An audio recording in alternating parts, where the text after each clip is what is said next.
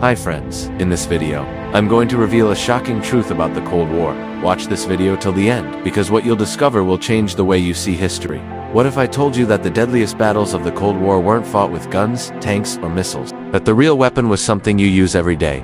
Something invisible, but powerful. That weapon is money. During the Cold War, money became more than currency. It became a tool of influence, control, and even destruction.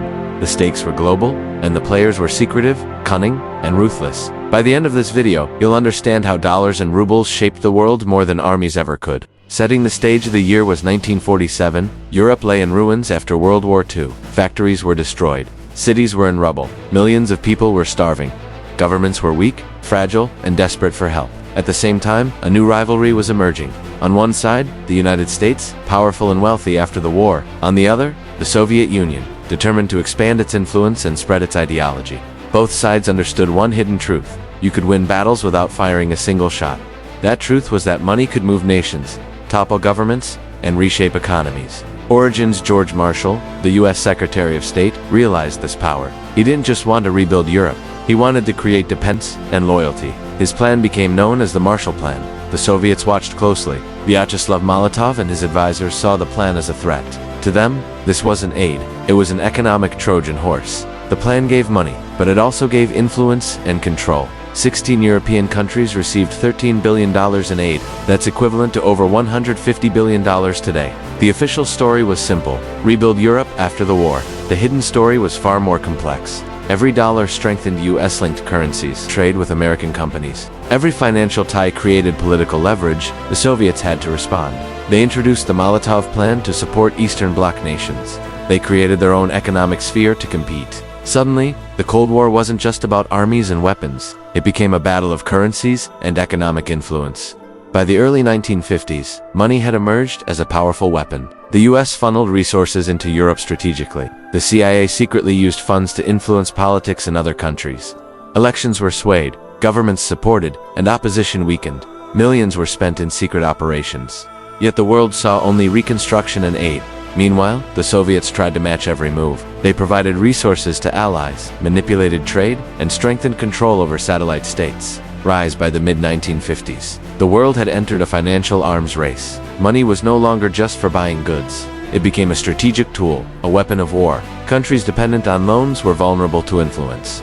Their policies could be shaped without military action. Economic aid became leverage. Trade agreements became tools of control. Currency strength became a form of power projection. The Cold War now had invisible battlefields.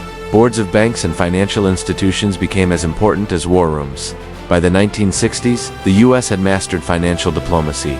Dollars were flowing into Asia, Europe, and Latin America. Every dollar carried influence and political weight. Meanwhile, the Soviets struggled to match this reach. They relied on resource control, trade deals, and ideological influence. But they couldn't match the financial firepower of the US by the late 1960s. The world had become a chessboard of currencies and financial leverage. A well-timed loan could topple a government.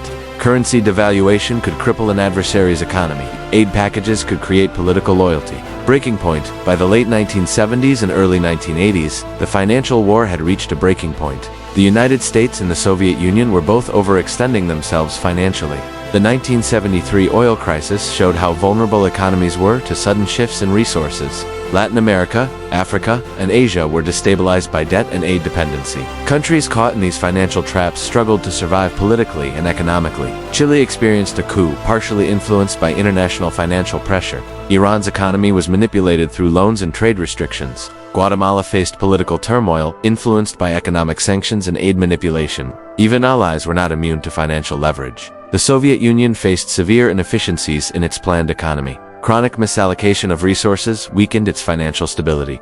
By the early 1980s, the USSR was struggling to compete economically. The US continued to use loans, currency, strength, and trade as tools to influence global politics. The invisible war of money was creating global instability. Ordinary citizens, once again, bore the brunt of these economic battles. Financial pressure had become as decisive as military conflict. The world saw the first real consequences of weaponized money. Fallout: by the 1980s, the consequences of financial warfare became undeniable. Debt crises erupted in Latin America. Countries like Mexico, Brazil, and Argentina faced economic collapse. Ordinary citizens experienced skyrocketing inflation and unemployment. The Soviet Union was also struggling financially. Mismanaged industries and uncompetitive currencies weakened its economy. Resource misallocation created severe shortages. By 1991, the Soviet economy had collapsed, and the Cold War superpower itself was no more. The hidden war of money had helped shape the fate of nations. Economies had become more important than armies in determining global power. Ordinary people had borne the brunt of this invisible war. Governments fell, policies shifted. Nations were reshaped by financial influence rather than military might. Failed fixes after the Cold War.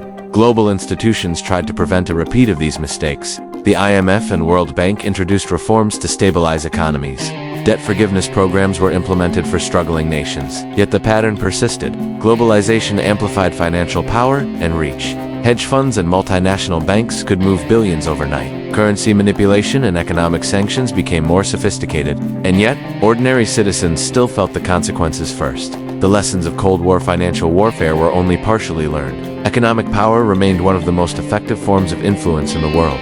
Modern parallels, numbered points, point 1, sanctions, and financial impact today. We see the same tactics with new tools. Sanctions against Russia in 2022 cost an estimated $300 billion in lost trade and capital flow restrictions. No missiles, no bombs, but the impact was staggering. Point 2, currency manipulation and trade tools. Currency manipulation and trade restrictions are now routine geopolitical tools. Digital currencies and AI-driven trading have amplified financial power. Point 3. Global effects on citizens, governments, corporations, and individuals are affected instantly by these financial moves. Nations can be influenced, destabilized, or coerced without conventional warfare. Ordinary citizens, once again, experience the immediate effects.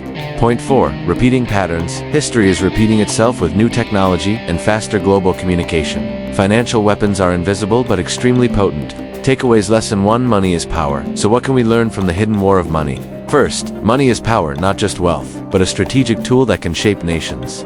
Lesson 2. Consequences for citizens. Second, financial warfare has consequences, and ordinary people often bear the cost. Lesson 3. History repeats. Third, history repeats itself, and ignoring past lessons leaves nations vulnerable.